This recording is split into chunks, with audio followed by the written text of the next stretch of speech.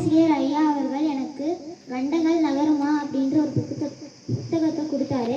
அதுலேருந்து நான் பேச வந்திருக்கேன். வெக்னர் மேசே அப்படின்றவர் ஒரு உலக வரைபடத்தை எடுத்து பார்க்குறாரு. அந்த வரைபடத்தை எடுத்து பார்க்கக்குள்ள எல்லா கண்டங்களும் தனித்தனியாக பிரிஞ்சிருந்தது. அப்போது ஒவ்வொரு கண்டத்தையும் பார்க்கக்குள்ள எல்லாம் ஒரே மாதிரி இருக்குது, அதை இப்போ சேர்த்து வச்சு பார்த்தா பார்க்கலான்னு சொல்லிட்டு சேர்த்து வச்சு பார்க்குறாரு. சேர்த்து வச்சு பார்க்கக்குள்ள எல்லாம் கரெக்டாக பொருந்துச்சு. அதனால் எல்லா கண்டத்தையும் ஒவ்வொன்றா தனித்தனியாக எடுத்து வச்சு பார்க்குறாரு. எல்லா கண்டமும் கரெக்டாக பொருந்துச்சு. எல்லாத்தையும் சேர்த்து வச்சு பார்க்கக்குள்ள அது ஒரு பால் போன்ற ஒரு வடிவத்தில் வந்துச்சு. அதனால் அதுக்கு ஒரு பேர் வச்சார், பாஜினியா அப்படின்ற ஒரு பேர் வச்சார். பாஜினியான்றதுக்கு அர்த்தம் எல்லா நிலமும் சேர்ந்தது அப்படின்னு சொல்லிட்டு அதோட அர்த்தம். அப்புறம் இந்தியாவில் எப்படி இமயமலை தனியாக கொட்டி கிடக்கு அப்படின்னு சொல்லிட்டு அவர் பார்க்குறாரு. கடலில் வாழ்கிற கடல்வாழ் உயிரினங்களும் படிமங்களும் எப்படி இமயமலையில் வந்துச்சு அப்படின்னு சொல்லிட்டு அவர் பார்க்குறாரு.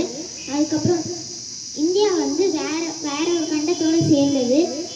அது பிரிஞ்சு ஆசியாவோட மோதின போது கடலோட அழுத்தத்தால் அது கடலோட படிமங்களும் கடல்வாழ் உயிரினங்களும் அதில் இருந்துச்சு அப்படின்னு சொல்லிட்டு அவர் தெரிஞ்சுக்கிட்டாரு. அப்புறம் இந்தமாரி அவர் தெரிஞ்சுக்கிட்டதுக்கப்புறம் மக்கள்கிட்ட போயிட்டு அவர் சொல்கிறாரு, இந்தமாரி கண்டங்கள்லாம் ஒன்றா தான் இருந்தது, அதுக்கப்புறம் பிரிஞ்சு வந்துருச்சு அப்படின்னு சொல்லிட்டு சொல்கிறாரு. மக்கள் யாருமே நம்பவே இல்லை.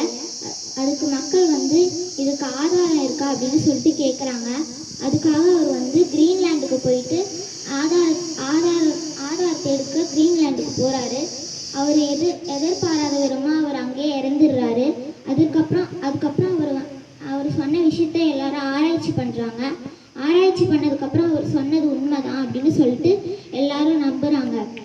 இதுலேருந்து நான் என்ன கருத்து தெரிஞ்சுக்கிட்டேன்னா, ஒரு விஷயத்த நம்ம ஆராய்ச்சி பண்ணக்குள்ள நம்மளுக்கு புது புது விஷயங்கள் நம்மளுக்கு கிடைக்குது அப்படின்னு சொல்லிட்டு நான் தெரிஞ்சுக்கிட்டேன். நன்றி.